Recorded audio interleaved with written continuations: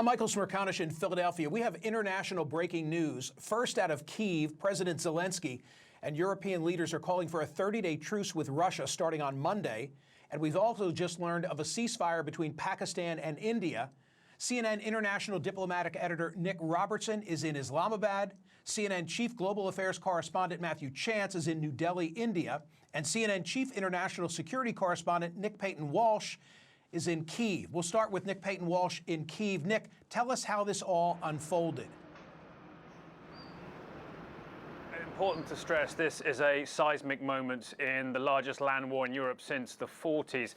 Four of the largest economies, militaries in Europe, France, Germany, UK and Poland, their leaders have come here, their significant and risky journey to Kiev to stand alongside Ukraine's President Volodymyr Zelensky, to say to him, alongside him, that they will declare from midnight, we think from Sunday into Monday, a 30-day unconditional ceasefire. And they expect Russia to honour that. They have said they have the backing of US President Donald Trump. Indeed, a picture was posted by a senior Ukrainian official of those four men around the telephone with the phrase historic moment, and they confirmed they rang Trump after they'd had their meeting to set out this particular proposal. Well, if Russia does not agree to, the European leaders were clear they have American backing as well for what French President Emmanuel Macron called, quote, massive sanctions against Russia. That could potentially, said Zelensky, involve the banking sector, energy infrastructure as well. But I should point out we're into an extraordinary just over 30 hours now from this public announcement into which Ukraine now must manage what its armed forces do, striking midnight Sunday into Monday, whether they fight back in self-defense or have to lay down arms for a specific period of time.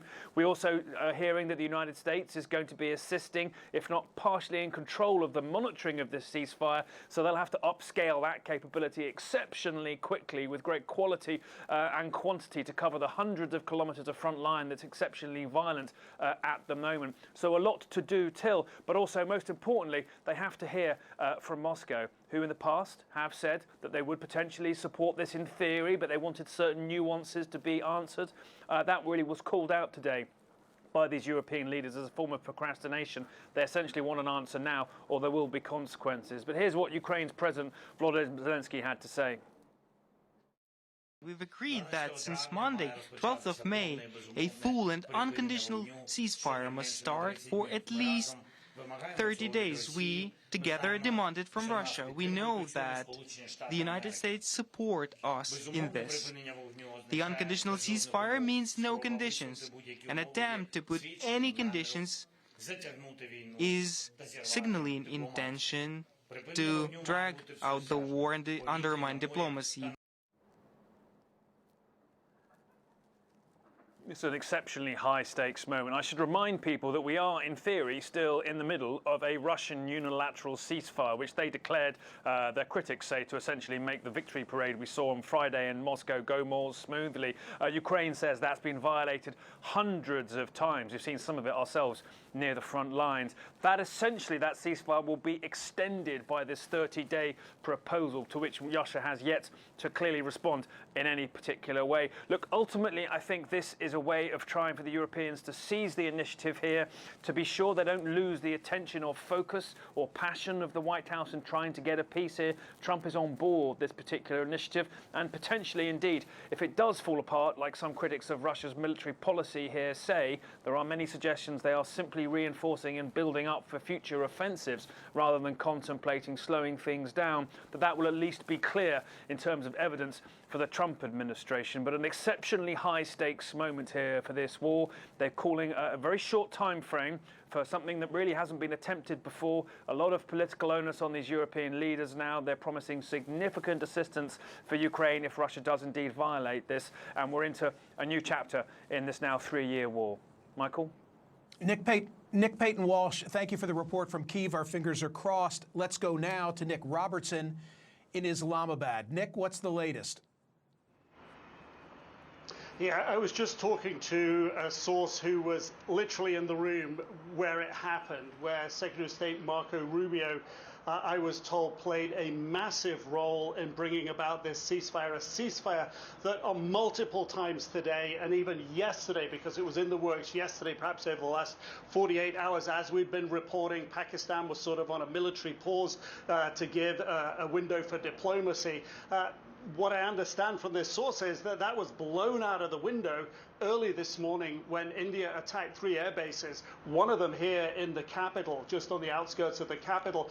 That, according to the source, Pakistan responded with a relentless, a massive barrage of missiles and rockets, they say, Pakistan says, into Indian military facilities, bases inside India, air bases, weapons storage, and along that disputed line of control in Kashmir against military bases there. They say that this, from the Pakistan perspective, their communications, how they were communicating with Secretary Rubio, that really put India on the back foot. It didn't know what had happened. India, according to Pakistan, reached out to Secretary Rubio, reached out to the Saudis, reached out to the Turks, reached out to others to find a diplomatic off-ramp, got engaged after that onslaught in diplomacy, but telling the mediators that they were going to go on a pause on the Indian side. And then, according to Pakistan, that didn't happen. There was another exchange of rocket fire. That happened several times during the day today. And it was only in the last couple of hours before this ceasefire came into effect, just about an hour or so ago, that there was enough of a pause to call it and say that this was real, that enough diplomacy and leverage had been put on both sides to get them to stop here. Now, the key issue for Pakistan going forward is water. India has still said it's cut off the water from those 3 vital rivers from the mountains in Kashmir, vital to Pakistan, existential to Pakistan. I said, what about that? And the source said, look, this is a ceasefire. Everything works out from there. But from the Pakistan perspective, they've been up all night. From the Indian perspective, they've been up all night. There was a lot of tiredness. There was a sense that they just wanted to get this done. Otherwise, in the words of this source, it would have just spiraled into something much worse. It was now or never, if you will. It was going to get a whole lot worse. So I think a sense of relief here, but a sense of whiplash too, for what the country's been through in the past few days. Nick Robertson, thank you for the report from Islamabad. Now we go to India. In New Delhi is CNN's Matthew Chance. Matthew? Yeah, hey, Michael. Sorry, having a few technical problems here. Must be the conflict. But look, I mean, it's an astonishing couple of hours, actually, because I was listening to Nick Patton Walsh speak out of Ukraine there about the proposal for a ceasefire there. That's been, or the demand for a ceasefire, that's been very long in coming. It's been more than 3.5 years since the Ukraine war began. And of course, you know, to take a skeptical view, as Nick was pointing out, the Russians have not yet agreed to a ceasefire. But over here on the Indian subcontinent, with this standoff between India and Pakistan, it's not 3.5 years. This latest conflict's only been going on for 3.5 days. And so what Trump has got in his sudden, unexpected announcement of a ceasefire between the two countries is the quick victory that he very much wanted to have but couldn't get with Russia and Ukraine as well. But you know, nevertheless, over the past couple of hours, less than that even, President Trump, you know, announcing on his Truth social media platform that a ceasefire has been done between India and Pakistan. That follows, you know, a real upsurge in violence between the two nuclear-armed neighbours. Remember, early this morning,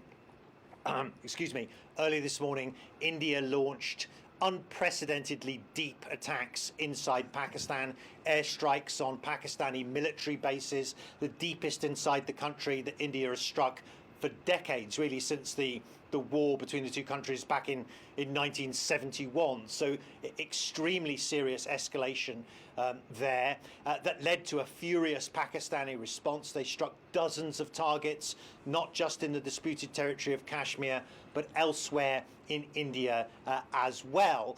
And, you know, the fact that this was taking place between these two nuclear-armed neighbours, I think, shook the international community and shook the United States in particular into action and basically force diplomats from Washington to really get engaged and to bring the two sides together to get them to step back from the brink. Remember, it was only a couple of days ago that J.D. Vance, US Vice President, was saying that dispute between India and Pakistan, it's none of our business.